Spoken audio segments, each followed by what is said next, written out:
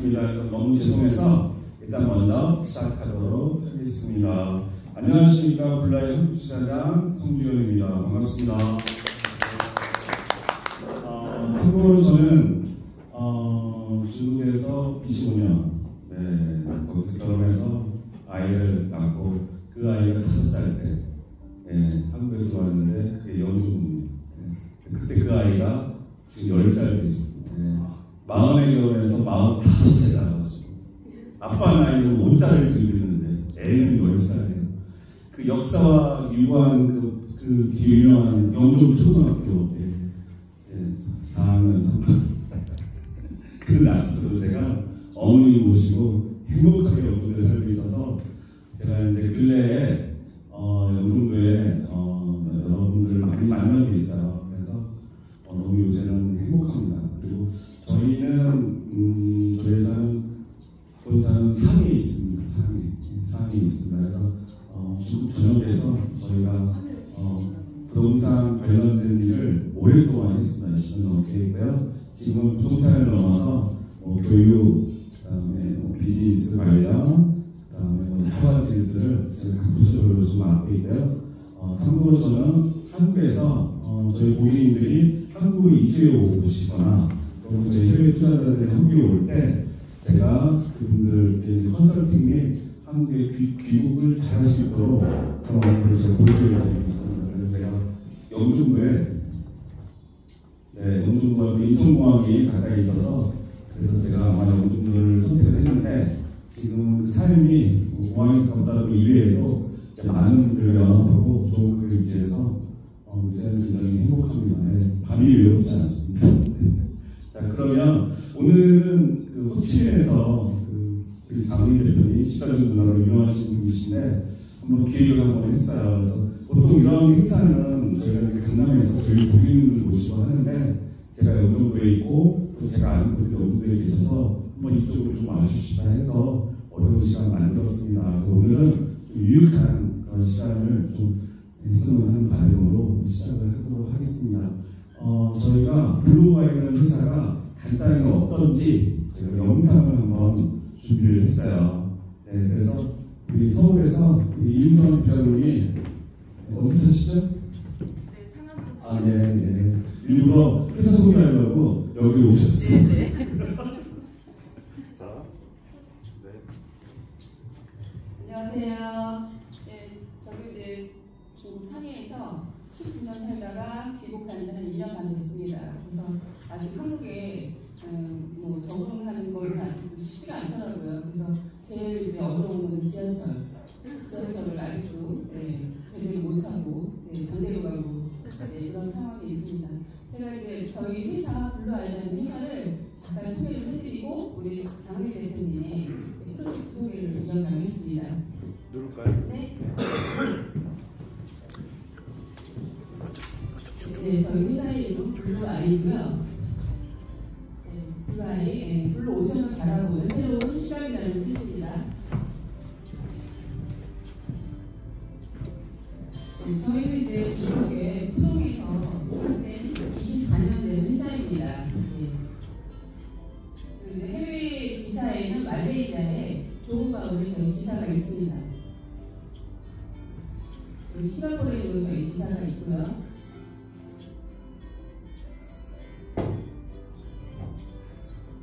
그리고 다들 잘 아시는 베트남 하노이 호치민에도 지사가 있습니다.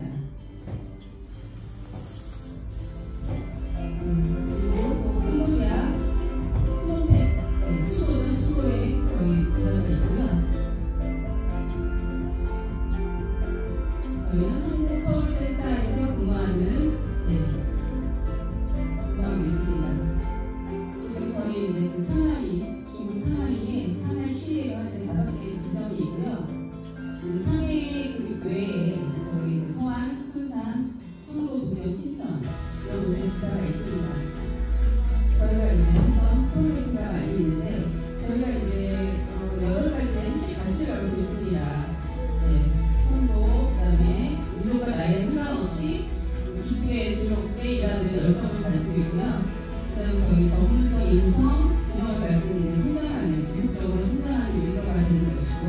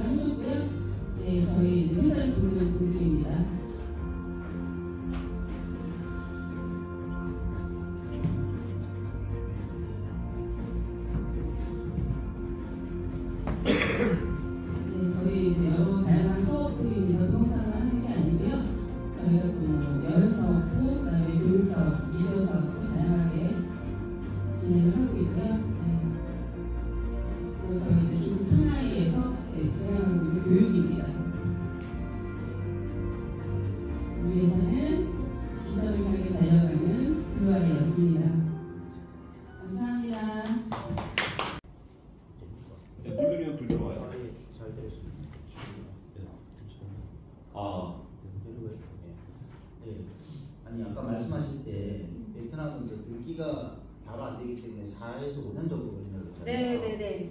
그러면 등기가 되기 전에도 임대 사업이 가능한 겁니까? 네, 지금 현재는 거기 등기가 좀 보류되어 있기 때문에 저희가 이제 미등기 전매라는 형식으로 매매 거래를 진행을 하게 되는데요. 예.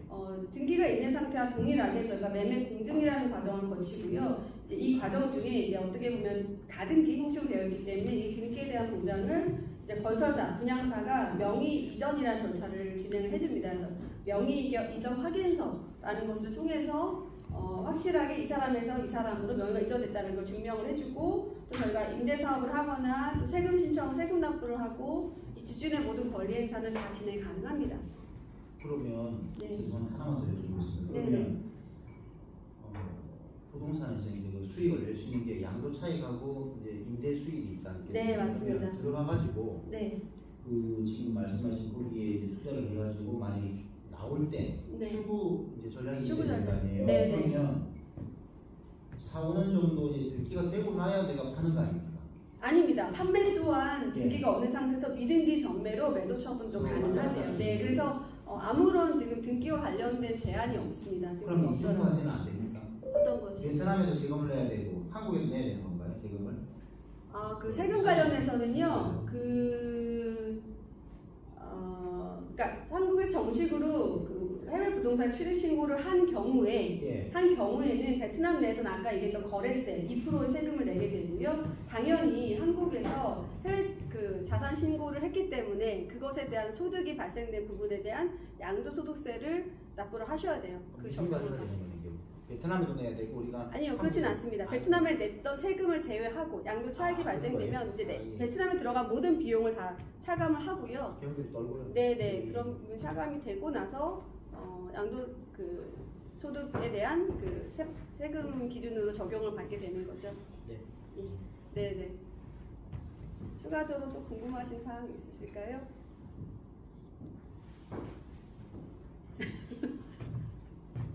다들 저에 대한 궁금한 사항 괜찮으니까. 예? 싱글인가요? 싱글입니다. 네, 네, 한국에 좋은 남자 만나러 왔는데 없나요? 다 얘기했어요 제가. 네. 멋진 분 있으시면 소개도 가능하니까.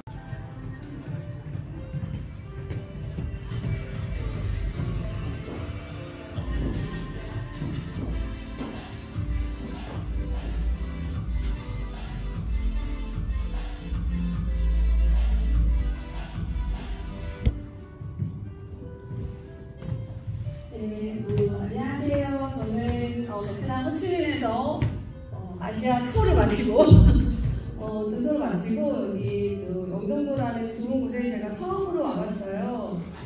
제가 40년 이상 한국에 살면서 영종도를 이렇게 처음 오게 됐는데 공기도 맑고 비가 좀 오기는 하지만 이렇게 좋은 곳이 있었구나 좀 감동을 하면서 이렇게 보게 됐습니다. 오늘 만나뵙게 돼서 너무 영광이고 반갑습니다. 저는 호치민에서 부동산 모아홈즈 회사 운영하고 있는 장혜리 대표입니다.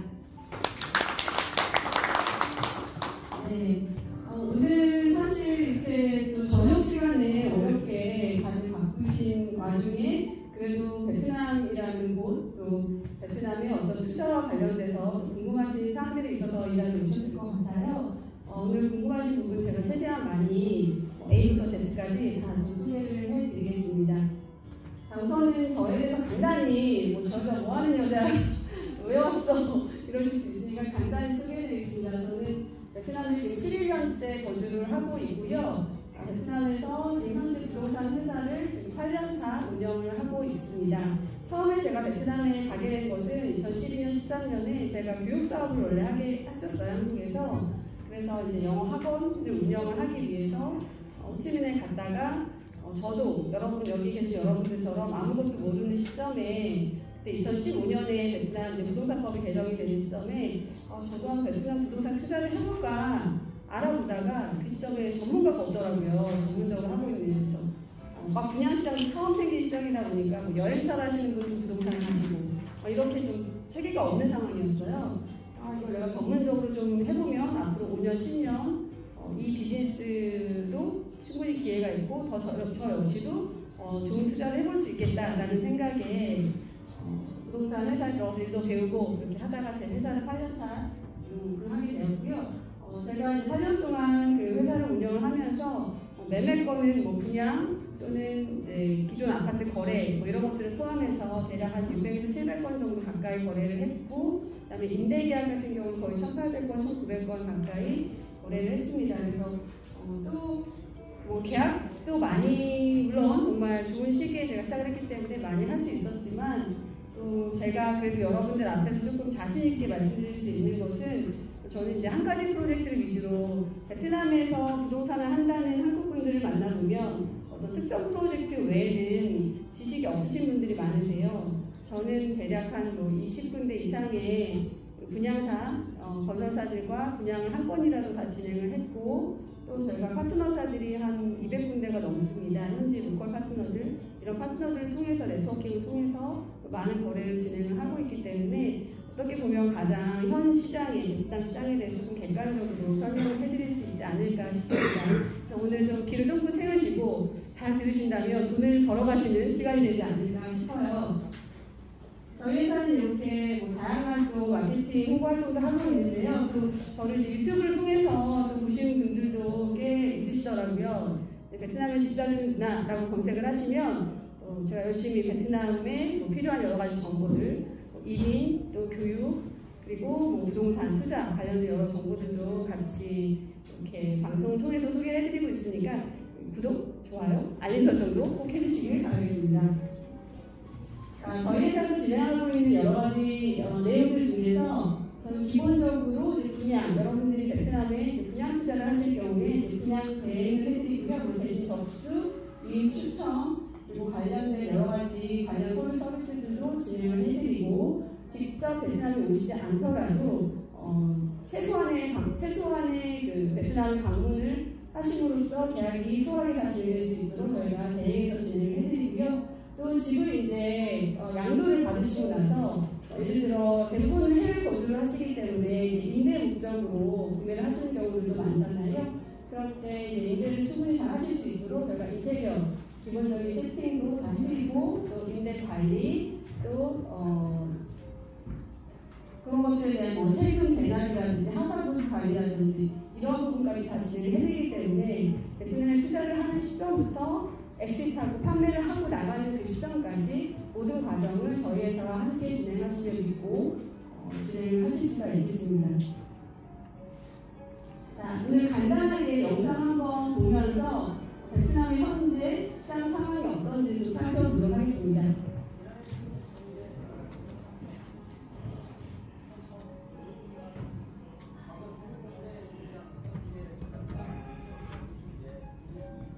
소리가 지금 볼륨 좀 올려주세요. 네.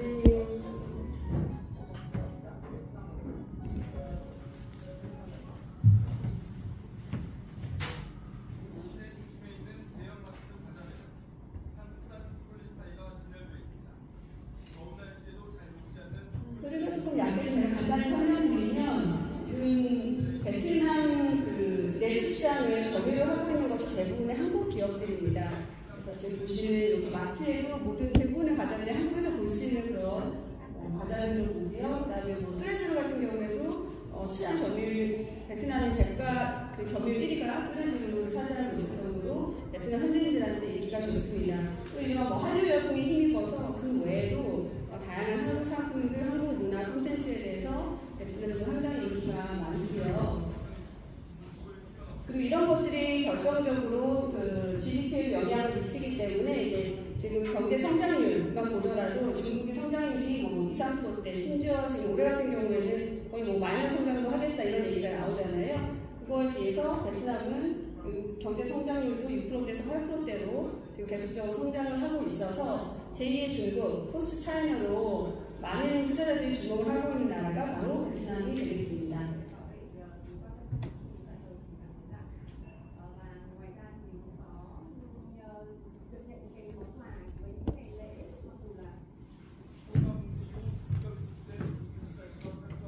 그리고 대부분의 지금 많은 기업들이 탈 중국 러시를 하고 있습니다. 그래서 중국에서 지금 베트남으로 많은 제조 공장들이 지금 이전을 하고 있고요.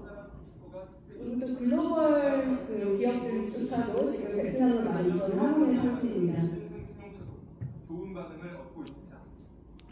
현대차의 중국 시장 점유율은 계속 하락해 지금은 불과 1.3%.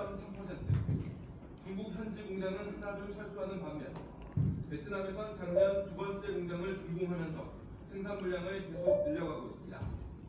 Và cái khả năng vận hành cũng như là khả năng mà cũng như là cái mức giá tại Việt Nam thì có thể nói là rất là phù hợp với khách hàng lựa chọn, đặc biệt là những cái khách hàng lần đầu mua xe thì họ sẽ nghĩ đến 코로나 봉쇄와 미국의 집중 규제 속에 중국의 지난해 경제 성장률은 3%, 반면 베트남은 전 세계 최고 수준인 8% 성장을 기록했습니다. 중국에서의 투자 기업들이 그 불안정한 상황 그리고 그 변동성이 가장 그 작은 국가로서의 베트남으로 적극적으로 이동하는 데도 큰 역할을 했다고 합니다.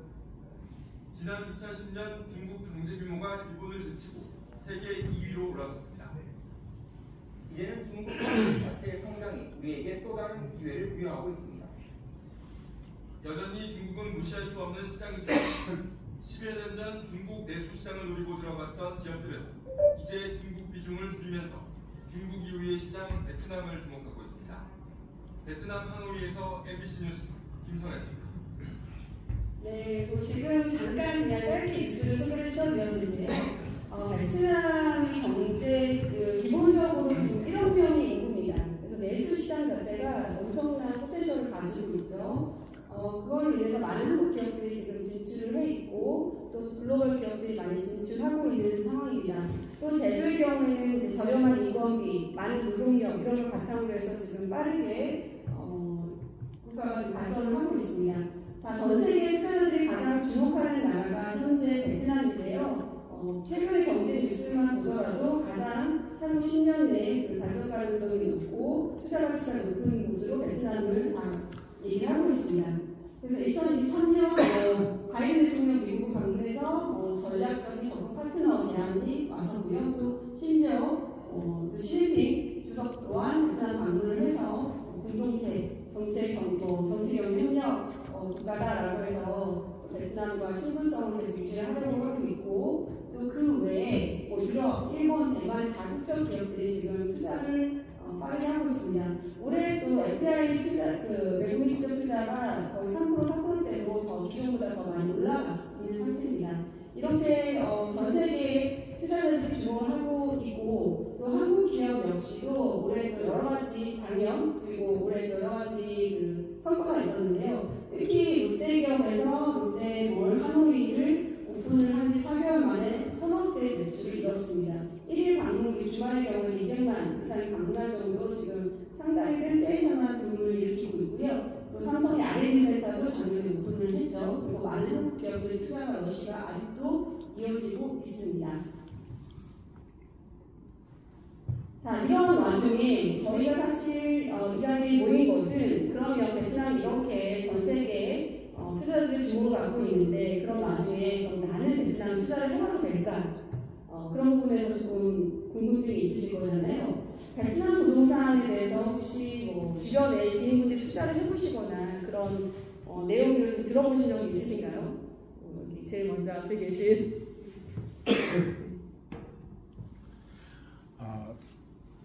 제가 옛날에 항공사에 근무할 때 저희 지인이 좀 다낭 베트남 쪽으로 튀어나가는 정비사들이 있어요.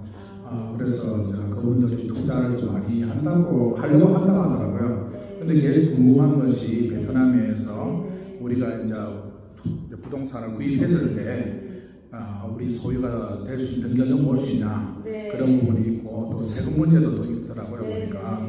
그리고 또 베트남 경우는 이제 그게 카트라 방송에서 있지만은 현지인하고 같이 같은 공동 등기를 해야 된다 그런 말들이 있어가지고 물론 확인은 안 해봤어요. 근데 일단 현지 정비사들이 또 그런 이야기 좀 해가지고 그런 부분에 좀 관심이 좀 있습니다. 네, 많은 분들이 베트남에 대해서 소위 카나다 이런 형식의 내용들을 들은 부분이 많으실 건데 어떤 부분이 있을까요? 자, 베트남 부동산 우선 많이 올랐다더라.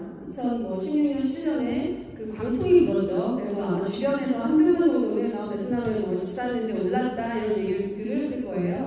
그래서 뭐 2배, 3배가 올랐다, 4배가 올랐다 뭐 이런 얘기도 많이 하시는데 많이 올랐다라는 부분도 물론 상승이 있었습니다. 그 4, 5년 사이에. 그런데 또 코로나를 겪고 그다음에 또 최근 글로벌 경제 위기를 겪으면서 일부 약간 하락한 지역들도 있었습니다. 그래서 무조건 올랐다고 보기는 조금 어려운 시점이고요. 자, 그다음에 뭐 너무 공실이 많다. 아파트를 많이 지어놔가지고 뭐 베트남 가면 다 유령 아파트 사람 아무도 안 산다. 뭐 이런 얘기도 하시는데 이것도 역시나 지역적인 차이가 큽니다. 호치민 하노이 같은 대도시의 경우에는 오히려 최근에 많은 글로벌 기업들이 진출을 하면서 공급량이 줄어든 상태고요. 임대료도 조금 상승을 한 상태입니다. 그 외에 방금 말씀하셨던 이제 외국인한테는 수요권이 나오지 않는다. 등기가 발행되지 않는다. 이렇게 얘기하시는 분들이 있는데요. 이건 역시도 지역의 차이 그리고 행정적인 차이가 있습니다. 이 베트남이 아무래도 사회주의 국가이다 보니까 행정 처리들이 상당히 느립니다. 시간이 뭐 하나 의사결정이 돼서 행정 시행까지 가는데 시간이 좀 걸리고요.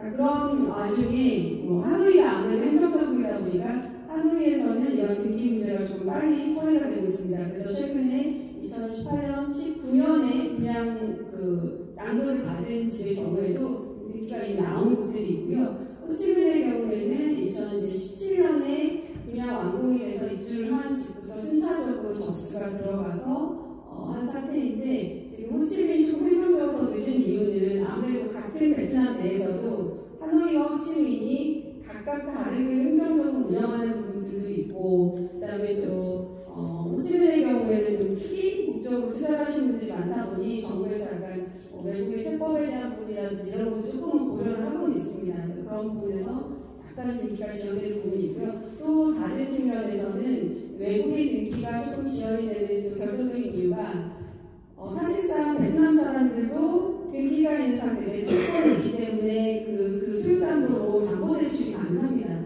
현재 지금 베트남은 외국인에게 대출을 해주지 않고 있습니다. 그래서 이러한 등기가 활성화되면 결국은 외국인 대출도 허용을 해줘야 되기 때문에 그런 부분이 이제 정부의 부채로 이어질 걸 좀 우려하는 부분도 없지 않아 있습니다. 실제적으로 등기가 나와서 그 등기를 담보로 해서 대출을 받은 한국분도 좀 꽤 계세요. 그런 현 시점에서 어찌되었든 등기는 나오고 있다. 다만 좀 지연이 되고 있다.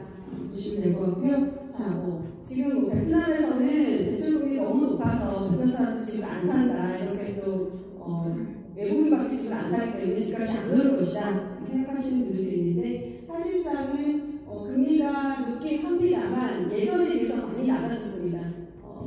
적금금리도 기존에 10%, 12%까지 주던 시절이 있었는데요. 지금은 적금금리가 6%대, 그 다음에 대출금리도 한 7%대, 심지어 최근에 이제 건설경기가 전반적으로 안 좋다 보니까 정부에서 또는 은행 쪽에서 이제 대출금리를 감면해주는 그런 프로그램도 많이 진행하고 있습니다. 그래서 현지인들도 최근에 인식이 많이 바뀌면서 기존에는 이제 토지의 경우에는 보통 소유의 개념, 내 땅 이런 개념인데 아파트는 공동주택이잖아요.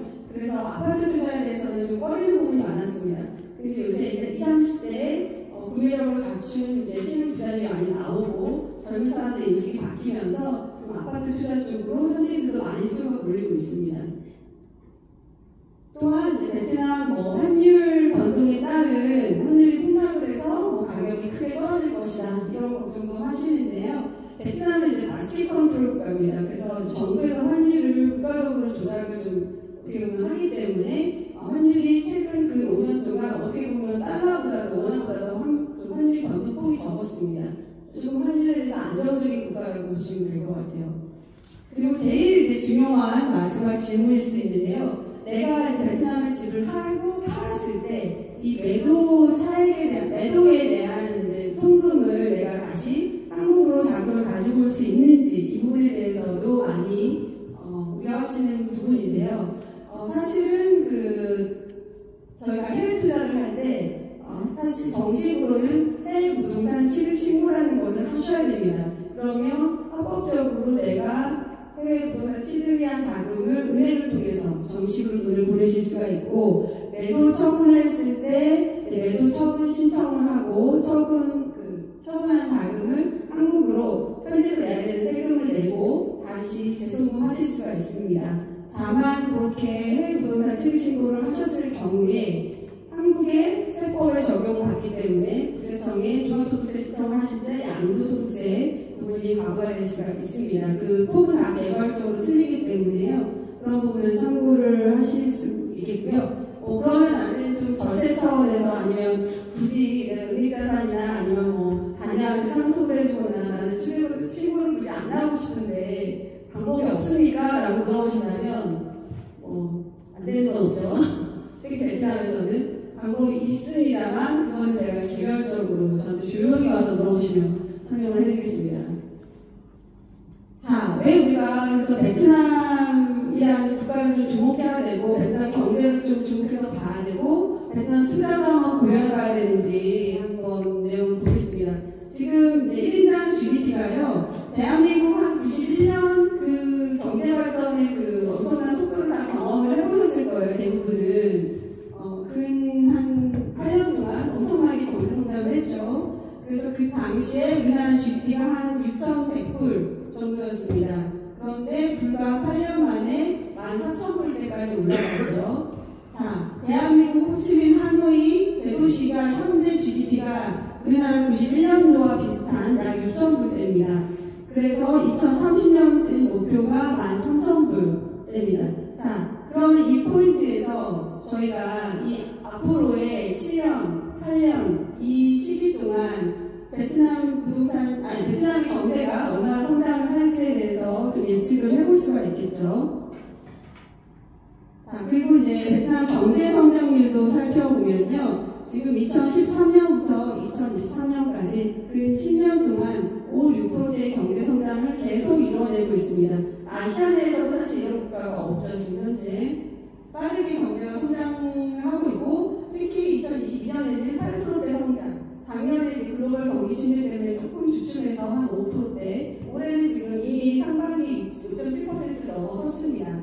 자, 이런 경제 성장이 빠르게 이루어질 수 있는 것은 베트남이 단순하게 제조만 하는 것이 아니라 현재 이제 IT 쪽으로 지적적인 투자를 하면서 반도체 생산, 그 외에 다양한 IT 제조 쪽에도 집중을 하고 있습니다. 이런 부분들이 지속적인 이제 성장의 원동력이 되고 있고요. 또 대외 소비도 계속 증가하고 있고 무역 수지도 흑자로 지금 계속 유지하고 있는 상태입니다. 그리고 앞서 말씀드렸던 것처럼 이제 탈중국을 하면서 중국의 많은 기업들, 제조사들이 베트남으로 오면서 베트남의 인력을 고용하고 기업 활동을 이어가면서 계속 내수시장이 발전을 하고 있습니다. 자, 베트남이 또 경제적으로 성장을 하면서 특히나 주택시장으로 점점점 부동산 가격이 상승할 수밖에 없는 요인은 지금 여기 보시는 것처럼 인구 증가율입니다. 사실은 인구가 지금 빠르게 증가를 하고 있는데요. 베트남 평균 연령이 32.5세인데 1억 명 인구 중에서 그렇다면 무려 5천만 명이 노동력을 가진 적극적인 노동 인력이라는 거죠. 그래서 경제가 빠르게 또 성장을 할 수밖에 없고 인구가 증가함에 따라 주택을 계속적으로 공급이 필요할 수밖에 없습니다. 그래서 이런 부분들이 특히나 이제 도시화에 집중되면서 베트남 도시화율이 지금 41.7% 정도인데 이게 우리나라 이제 80년대, 90년대 수준입니다. 근데 점점 도시화율이 늘어나면서 보시는 것처럼 베트남, 한국, 일본, 중국 4개 국가를 비교해 봤을 때 도시화가 80에서 90%까지 지금 한국은 다다르고 있죠. 그런데 이제 한 50%대의 도시화율이 있을 때 점점점 도시 이동이 가속화가 되면서 그때부터 부동산 가격이 폭등을 하게 됩니다. 그 일례로 중국 대도시와 비교를 한번 해보시면 중국이 지금 도시화율이 한 40%대 시점에서부터 빠르게 가격이 상승하면서 현재 도시화율이 중국 베이징 대도시 같은 경우 80%가 넘어갔는데요. 그때 주택 가격이 엄청나게 뛰게 됩니다. 그래서 저희가 베트남 부동산에 이제 투자를 한다라고 생각하신다면 반드시 전략을 가지고 접근을 하셔야 돼요. 많이 여러 가지 매체를 통해서도 베트남 부동산 홍보를 하는 그런 것들도 많이 접하셨을 텐데 사실 잘 모르고 베트남에 가시면 한국에 거주하시기 때문에 베트남의 어느 지역이 중심 지역이고 어느 지역이 강남이 될 수 있고 앞으로 도시계획은 어떻게 진행되고 이런 부분들을 모르고 단순히 뭐 가격만 보고 투자를 하신다든지 이런 사실 그 투자 실패를 하시는 분들은 저는 많이 만나뵙고 상담을 하게 되거든요. 그래서 베트남 부동산에 접근을 하실 때는 반드시 투자 전략을 가지고 접근을 하셔야 됩니다. 자, 첫 번째 전략은 기존 아파트를 주축을 하라는 것입니다. 지금 현 시점에서 특히 작년부터 뭐 환율 인상, 그다음에 많은 유동성들이 좀 막혀 있는 상태잖아요. 그런 부분들로 인해서 뭐 급하게 이제 부동산을 처분을 하고 현금화를 하겠다는 분들이 나오면서 소위 이제 던지는 매물이라고 좀 부동산에서 얘기를 합니다. 그런 이제 금매권 매물들이 나오면서 거래가 빠르게 이루어졌습니다. 그래서 이러한 주축 매물들을 투자 매물을 잘 주목을 하시면 베트남 투자를 좀 성투를 하실 수가 있습니다. 지역 내에서 좀 저평가된 매물을 위주로 체크를 해보시면 좋겠고요. 주변 인프라 상권 또 임대 수요가 높고 정부가 도시 개발을 하려고자 하는 호재 지역에 있는지를 잘 검토를 해보시면 좋을 것 같습니다.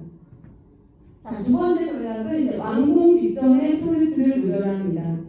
최근에 이제 역시나 같은 맥락으로 유동성이 좀 막혀있다 보니 기분양을 받아놓고 내가 주거자금을 납부를 못해서 급하게 또 처분하려는 이런 매물들이 나오고 있습니다. 그러면 좋은 위치에 좋은 매물들을 내가 좀 여유자금이 있다면 투자를 했을 때 단기에 가격이 상승하는 그런 사례들도 많이 볼 수가 있는데요.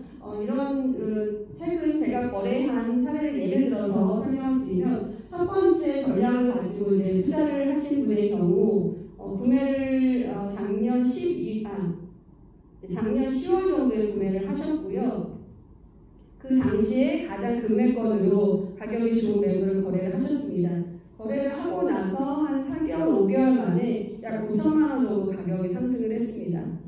그 지역에 이제 지상철이 곧 운행을 한다는 지상철 호재 조건이 나오면서 가격이 급하게 상승을 했고 현재는 지금 매물이 없어서 거래를 하지 못하는 그런 시점입니다. 두 번째 지역으로 투자하신 분의 경우에도 중도자금을 내지 못해서 분양 원가보다 마이너스로 약 4천만 원 정도 손해를 보시고 판매를 하셨어요. 매도인 쪽에서. 그 매물 역시도 그 잔금을 다 납부하고 핸드오버를 하고 입주를 한 지 지금 한 4개월, 5개월 정도 됐거든요. 입주 4, 5일 시점부터 가격이 또 빠르게 상승을 해서 현재 그 매물의 경우에는 1억 원 가까이 가격 상승을 했습니다. 그래서 이러한 투자를 잘 하시면 단기에도 충분히 그 가격 상승의 호재를 노릴 수가 있다라고 보시면 될 것 같고요. 자, 세 번째 전략은 가성비 가 분양 상품을 누려라입니다. 사실은 지금 여기 계신 분들이 아마 아직 해외 투자를 해보지 않은 분들이 대부분이실 거예요. 그러다 보니 이러한 조건들의 이제 첫 번째와 두 번째 전략으로 접근을 하려면 내가 어느 정도 여유자금을 가지고 있어야 됩니다. 그리고 위치적으로 이렇게 매수 수요가 높고 한 것들은 최소 3억 원에서 5억 원대의 여유자금을 가지고 계셔야 투자에 접근을 하실 수가 있으세요. 자, 그러면 내가 당장 현금 3억, 5억 원이 있어야 되니 이런 투자는 내가 지금 해외 투자를 진입하는데 좀 어려움이 있겠다 하시는 분들은 이제 분양권 투자 쪽으로 조금 관심을 가지시면 좋을 것 같아요. 자, 이런 분양권 투자들은 우선 초기 분양을 받을 때 예약금 형식으로 한 500만 원 정도의 가계약금, 예약금이 들어가고요. 그리고 분양 당첨이 되신 후에 10%의 중도금 정도를 한 2주 안에 납부를 하시고 나머지 중도 잔금은 분할 상환을 하게 됩니다. 그래서 적게는 한 달에 1%, 많게는 한 달에 2, 3% 정도의 금액으로 3년, 2년 반에서 3년 정도를 중도 납입을 하신 후에 완공이 되는 시점에 이제 잔금 납부를 하시게 되는데 어떤 특정 프로젝트들은 내가 분양 지어지는 베트남 선분양을 하거든요. 그래서 건설이 진행되는 기간 동안에는 한 50%까지만 납부를 하고 완공이 된 후에 나머지 잔금을 납부를 하고 이런 프로젝트의 경우에는 소액으로 내가 분양 투자를 시작을 하실 수 있기 때문에 이러한 프로젝트들도 추천을 드립니다.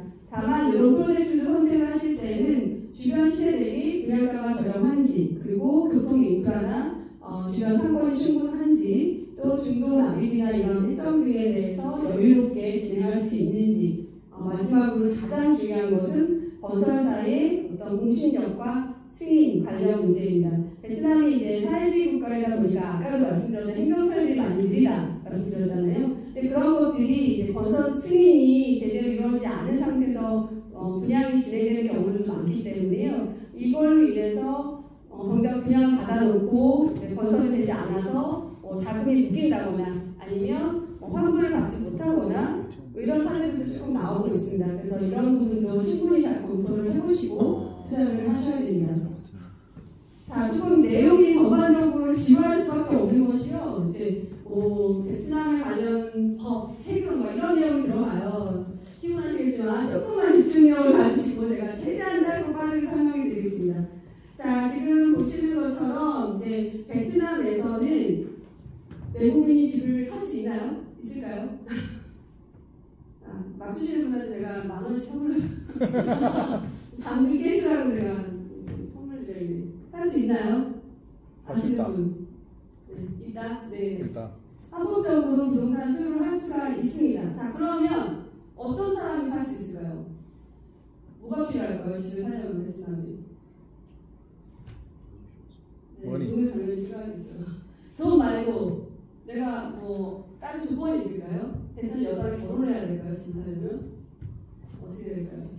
되게 눈이 벌써 뜨시는데 지금 베트남 여자랑 결혼이라는 게 눈이 벌써 뜨시는데 베트남에 특별한 비자나 조건이 없고요. 베트남에 입국만 하시면 됩니다. 그래서 여권 갖고 내가 합법적으로 입국했다는 입국 도장만 있으면 거기에 거주하지 않고 비자가 없더라도 베트남에 주택을 구매를 하실 수가 있습니다.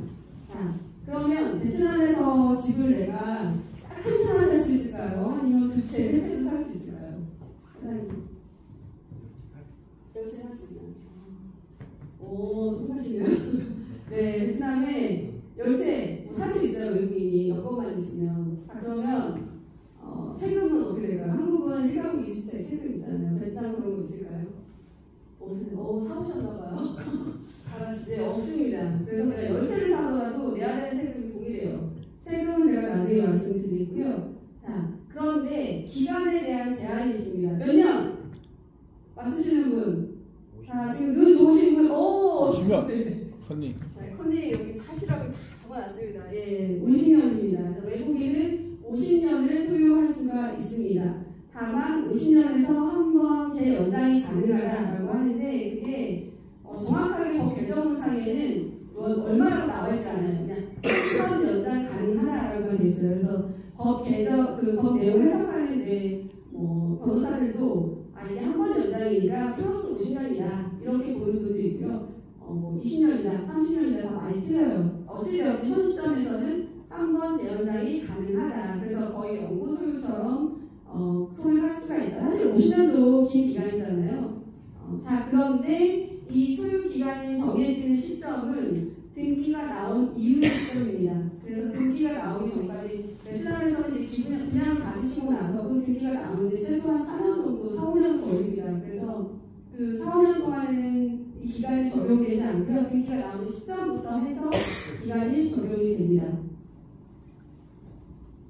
자, 그리고 이제 매매 거래를 진행할 때 아까 분양의 경우에는 제가 잠깐 말씀드렸죠. 분양을 받으시고 10% 가계약을 진행하시고 나서 이제 공계약이라는 소유 계약을 진행하게 되는데 그게 소위 이제 등기를 받을 수 있는 SPA라는 소유 계약서가 있습니다. 그래서 분양사를 통해서 계약서를 작성을 하시고 그때는 반드시 베트남 입국을 하셔야 됩니다. 아까 말씀드렸던 여권의 입국 도장이 필요하기 때문에 그때 외에는 그냥 받으실 시점이나 또는 양도받는 시점에도 다 위임 대리를 하실 수가 있습니다. 그래서 한 번은 베트남에 오셔야 내 소유로 집을 계약할 수 있다. 그리고 이제 기존 아파트의 경우에는 이러한 프로세스를 가지고 있는데 아직 그 구매를 해보신 상황이 아니기 때문에 이거 넘어가겠습니다. 자, 이제 세금 관련해서 자, 베트남에서 정말 베트남 투자를 좀 특히 여기 계신 우리 사장님들 나이대에서 고민해보셔야 되는 부분이 바로 상속세입니다. 베트남에서는 베트남 그 부동산을 취득을 할 때 취득에 대한 세금이 없어요. 그래서 나중에 등기를 받을 때 내야 되는 등기 등록비라고 하는 비용이 0.5% 정도 있습니다. 그 외에는 취득하는 단계에는 아무런 세금이 없고요. 그 다음에 집을 가지고 있는 보유 단계에서도 아무런 세금이 없습니다. 다만 이제 임대소득이 발생했을 때 임대소득에 대해서는 일부 세금이 발생될 수 있는데 이제 그것 또한 상당히 미비하다. 그리고 이제 임대사업자를 정식으로 신청해서 이제 세금 납부하고 세금 처리를 할 수가 있겠는데 한국도 왜 한 80년대, 90년대 최근 한 1000년대까지만 해도 임대사업자 잘 안 내줬잖아요. 그리고 이제 월세 소득 있어서 잘 신고 안 하고 지금은 모든 걸 투명하게 하고 있죠. 베트남도 마찬가지로 베트남 현지인들조차도 대부분 그 세금 신고를 하지 않습니다. 그래서 지금 이제 그 부분이 필수적은 아니다. 어찌되었든 보유 단계에서 그렇다면 내야 되는 세금은 없습니다. 현재는.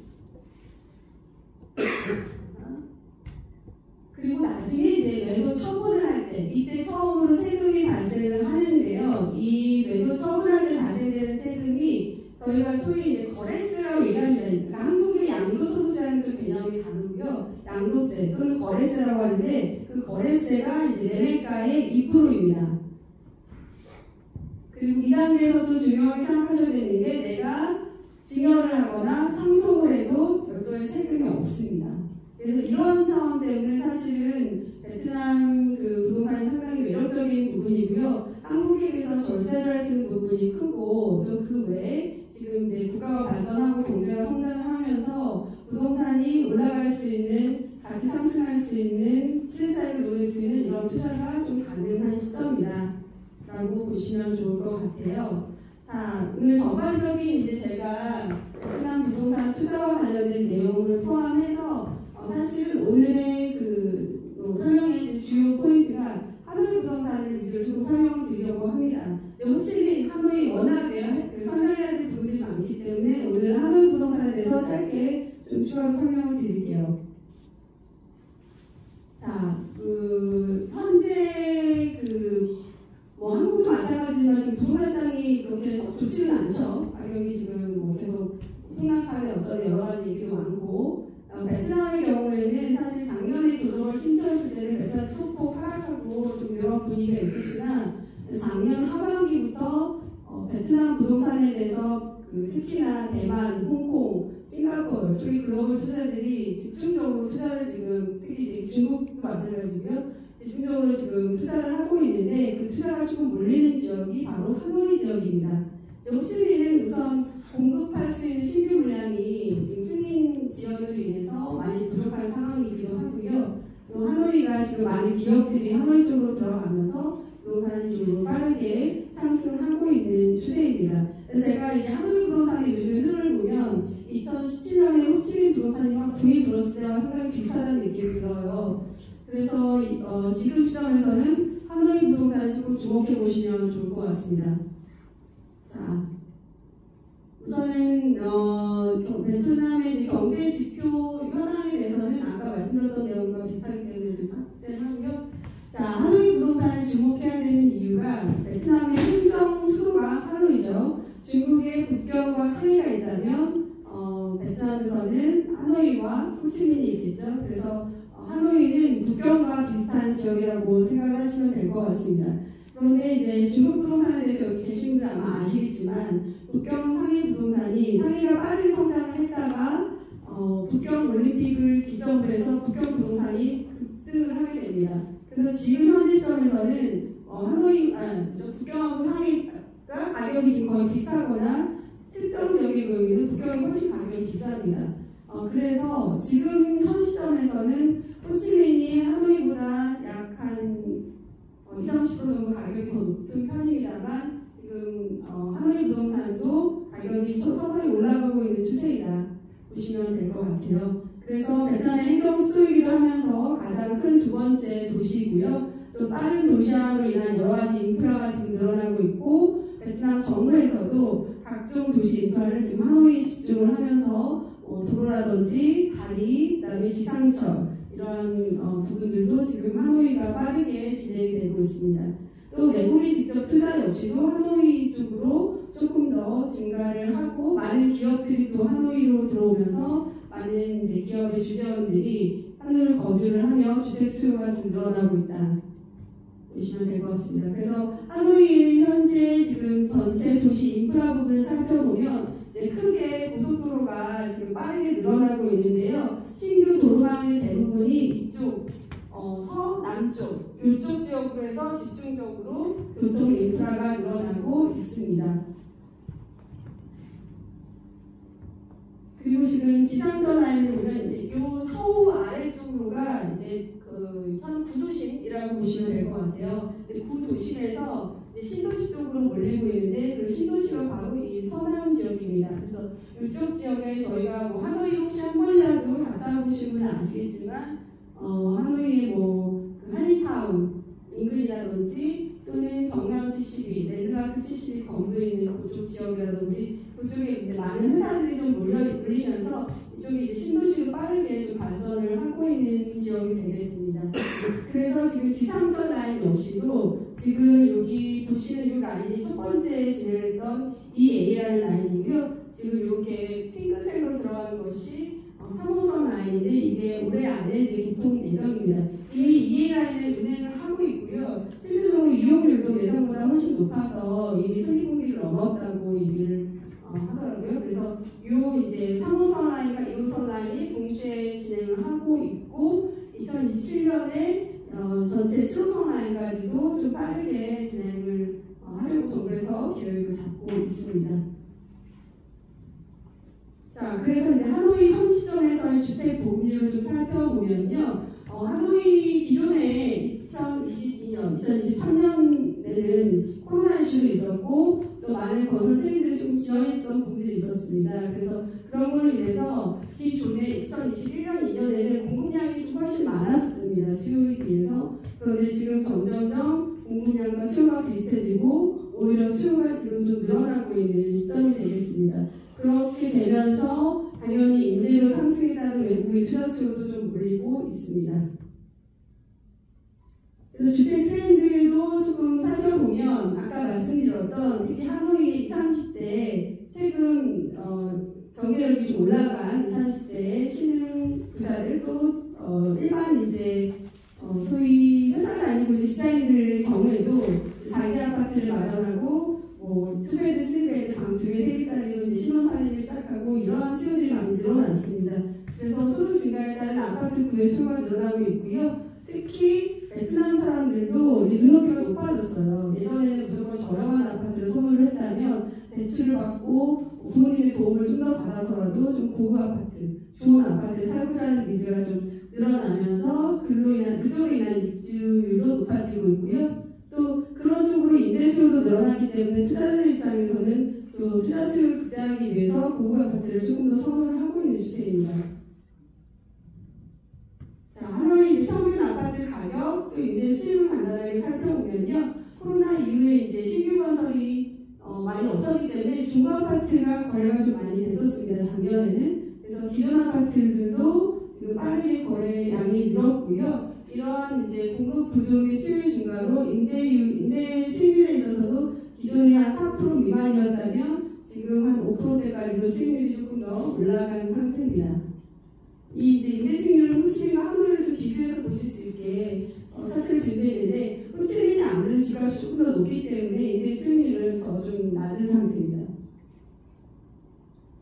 자, 하노이 이제 지역별로 조금 시세를 좀 살펴보면요.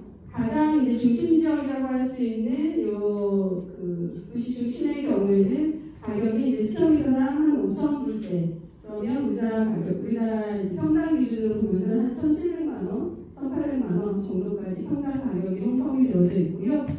그리고 여기 가장 사실 요 위쪽 지역, 이쪽 지역은 저희가 그 시부차 지역이라고 하는데요. 여기는 이제 국제학교도 있고 대사관도 있고 그다음에 뭐 삼성 R&D센터, 롯데몰 이런 것들이 좀 이 지역이 하고 있습니다. 그래서 여기 역시도 가격이 좀 많이 상승을 했기 때문에 대략 한 1,700만 원 평당 가격이 형성되어져 있습니다. 그래서 요즘에 많이들 주목하고 있는 지역이 바로 이 서부 지역인데요. 이 서부 지역에 스마트 시티라고 하는 한 4만 세대의 대단지 조성해 놓고 공원, 병원, 그다음에 학교, 또 또 대형 쇼핑몰들이 들어서면서 이쪽 쪽으로 이제 거주 수요들이 많이 몰리고 있고 가격적으로도 어떻게 보면은 중저가 형식의 프로젝트들이 많이 좀 개발이 이루어지고 있습니다. 자, 그래서 뭐 오늘은 어찌되었든 그 베트남 부동산에 대해서 거의 처음으로 접하시는 분들이기 때문에 신규 분양 쪽으로 저희가 투자 방향성을 한번 잡아보면 어떨까라고 생각을 해서 가장 현재 핫한 베트남에서 가장 핫한 프로젝트를 한번 소개를 시켜드리려고 합니다. 여기 루미 하노이라는 하노이 이제 신규 프로젝트인데요. 분양은 지금 4월 말 정도 예상을 하고 있습니다. 4월 중순에서 말 정도. 근데 지금 2월부터 분양 접수를 시작했는데 한 2달이 채 안 됐죠. 한 달 반 만에 사전 예약이 4,000건이 넘었고 경쟁이 상당히 관심이 많고 많은 수요자들이 몰리고 있고요. 경쟁이 상당히 치열한 프로젝트가 되겠습니다. 이 프로젝트가 이렇게 인기가 있는 이유는요. 위치적으로 지금 여기 보시면 저희가 아까 설명드렸던 가장 이제 중심 지역이에요. 경남 랜드마크 72, 그다음에 뭐 메리어트 호텔, 그 외에 많은 이제 관공서와 또 많은 기업들이 몰려있는 지역이 되겠습니다. 그쪽 지역에서 10분 내에 접근성을 가지고 있고요. 저희가 프라타운이라고 할 수 있는 미링 송다라는 지역도 10분 역시 7분에서 10분 내외에 위치를 하고 있습니다. 그리고 이 루미 프로젝트가 여기 위치하고 있는 이 주변으로 스마트 시티라는 이미 한 3만 세대의 대단지가 조성이 되어져 있습니다. 그래서 그 안에 뭐 각종 병원, 뭐 편의시설, 대형 쇼핑몰들이 이미 다 입주를 한 상태로 이용을 할 수가 있기 때문에 그런 장점이 되겠고요. 여기 삼성 아른센터가 있는 이쪽 시립사 지역까지도 역시 접근성이 15분 내외로 상당히 도심하고의 접근성이 뛰어나다. 그런데 가격적으로도 메리트가 있다. 이런 부분에서 지금 인기가 있는 프로젝트가 되겠습니다. 이제 주변 임대, 저희가 어쨌든 만약에 투자를 한다면 결국은 뭐 내가 직접 가서 사는 것보다는 투자를 하고 임대 수익을 고려를 하셔야 되잖아요. 그래서 임대 수익적인 측면에서도 보면 단지 사실 주변 그 아파트 중에서 어떻게 보면 가장 대상 아파트가 될 수 있는 좀 고급 프로젝트가 되겠습니다. 그래서 그런 걸로 인한 임대 수익률도 가장 높을 것으로 예상이 되고 있습니다. 자, 무엇보다도 이 프로젝트를 제가 추천드리는 이유는 가장 공신력이 있는 캐피탈랜드라는 싱가포르 시행사의 프로젝트인데요. 제가 근 한 8년 동안 많은 분양을 진행해본 결과 지역 내에서 로컬 아파트보다 아무래도 외국계 공신력 있는 시행사의 프로젝트들이 우선은 살기 좋고 그다음에 안에 편의성이나 인프라가 워낙 잘 되어 있고 하기 때문에 매매와 임대 수요가 월등히 높습니다. 그래서 지역 내에서 이런 그 하이엔드 프로젝트들이 인기가 있을 수밖에 없거든요. 이 캐피탈랜드라는 시행사는 이제 글로벌하게 많은 프로젝트를 진행을 했고 100년의 역사가 있는 싱가포르의 공신력 있는 건설사가 되겠습니다. 또 베트남 내에서도 많은 프로젝트를 진행을 했는데요. 여기에 소개된 이런 프로젝트들이 다 럭셔리 프로젝트들로 이제 수영장이나 이런 것도 실제 싱가포르의 최고급 아파트 수준을 그대로 갖다 놓았기 때문에요. 외국인들의 수요가 높을 수밖에 없습니다. 그래서 이런 캐피탈랜드 프로젝트 가보시면은 거의 수영장이 5성급 호텔보다 좋아요. 그렇게 좀 잘 고급스럽게 프로젝트를 건설을 하고 있고 뛰어난 디자인력을 가지고 있는 회사의 프로젝트입니다. 자, 이런 프로젝트 단지 내에 쇼핑몰과 5헥타의 공원, 6세권의 공원도 가지고 있고 빅맥 병원, 그다음에 다양한 아웃도어 편의시설들이 갖춰져 있기 때문에 이 프로젝트가 지금 현재 인기가 많은 거고요. 자, 이 프로젝트의 디자인 컨셉만 봐도 상당히 고급스럽고 내가 외국에 살면 이런 데 꼭 살고 싶다 그런 마음이 드는 그런 디자인을 갖추고 있습니다. 여기 보시는 이런 라운지룸 그리고 심지어 스파룸까지 있습니다. 단지 안에 보시는 것처럼 내가 마사지사를 불러서 아파트에서 직접 이런 스파도 누릴 수 있고요. 또 극장도 있고요. 또 이런 키즈 카페 이런 것들도 단지 안에 다 형성이 되어 있습니다. 이 아파트 단지 편의성이에요. 별도의 비용을 내고 이용하는 것이 아니라 내가 여기 거주를 하는 입주민이라면 누구나 이용할 수 있는 커뮤니티 공간이라고 보시면 되겠습니다. 자, 이 프로젝트에 대해서 최근에 이렇게 관심 많은 이유가 한국에서 진행하는 이런 고급 프로젝트 중에서 가격적으로 가장 메리트가 있기 때문인데요. 아까 말씀드렸던 그런 중심적인 가격이 대략 한 1,700만 원 평당이라고 말씀드렸잖아요. 이게 이제 대략 평당 한 1,200만 원대 정도의 분양 상품이 되겠습니다. 그래서 방 하나짜리는 한 1억 2천만 원, 방 두 개가 한 2억 7천, 3베드 이상 4억 5천 이 정도대의 가격으로 지금 분양을 진행하고 있고요. 사이즈는 여기 다양한 사이즈를 갖추고 있습니다. 그런데 이 프로젝트가 또 매력적인 이유가 중도납입 조건이 워낙 좋습니다. 그래서 내가 분양을 받는 시점에 10%의 중도금을 내고 올해 안에 납부해야 되는 금액은 20%까지만 납부를 하시고요. 나중에 2025년, 2023년 완공이 되는 3년 기간 동안 나머지 중도금 30% 정도를 납부를 하시고 그리고 나서 집을 이제 양도를 받을 때 40% 중도금 내기 때문에 실질적으로 내가 매달로 계산을 해보면 거의 한 1.5%대 정도의 중도금을 내는 상당히 매력적인 분양 상품이 있습니다. 요즘같이 좀 유동성이나 이제 환율에 대한 어떤 리스크 생각을 하시는 분들의 경우에 특히나 이렇게 중도금을 소액으로 나눠내기 때문에 향후 뭐 2, 3년 후에 투자 가치가 상승되는 것들을 감안을 하시면 충분히 노려볼 만한 좋은 투자 프로젝트가 아닌가 생각이 되고요. 자, 이 프로젝트를 이렇게 추천하는 이유가 아까 말씀드렸던 오피스 밀집 지역에서 10분 내에 거리를 가지고 있고 한인타운과 대형 쇼핑몰, 병원, 대사관 그리고 국제학교도 인접한 위치를 가지고 있으면서 또 가격적인 부분, 공신력 있는 캐피탈랜드 시행사 이런 부분들이 지역 내에 충분히 대장 아파트가 될 수 있기 때문에 가장 높은 가치 상승이 예상이 됩니다. 자, 이 프로젝트에 대한 영상 한번 간단하게 보여드릴게요. 소리 좀 올려주실 수 있을까요?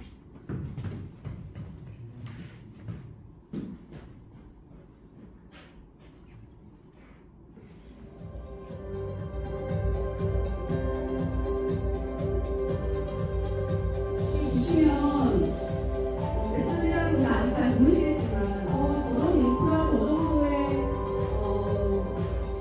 환경이 갖춰져 있다면 나도 할 수 있겠다 이런 생각이 드실 거예요.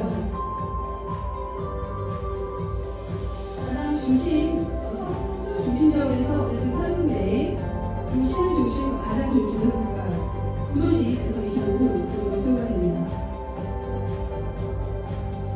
벡터 라인이 저기 3개 라인이 단지 주변으로 지나가게 되고요.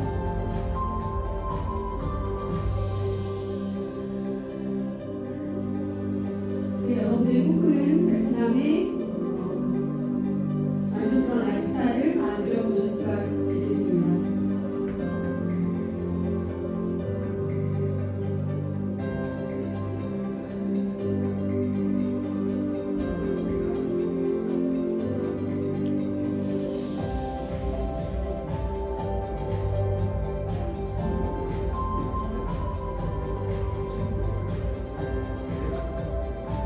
이렇게 인접해 있고요.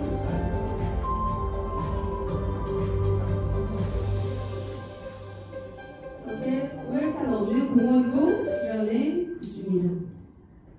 자, 이렇게 해서 오늘 전반적으로 베트남 부동산에 대한 투자 전략 그리고 베트남 부동산 알기 그리고 또 특히 하노이 부동산과 또 유망한 프로젝트까지 한번 이렇게 소개를 드려봤고요. 이 외에 이제 베트남에 대해서 또 궁금하신 부분이 있으실 거예요. 그런 분들을 제가 Q&A를 받고 오늘 세미나를 마치도록 하겠습니다.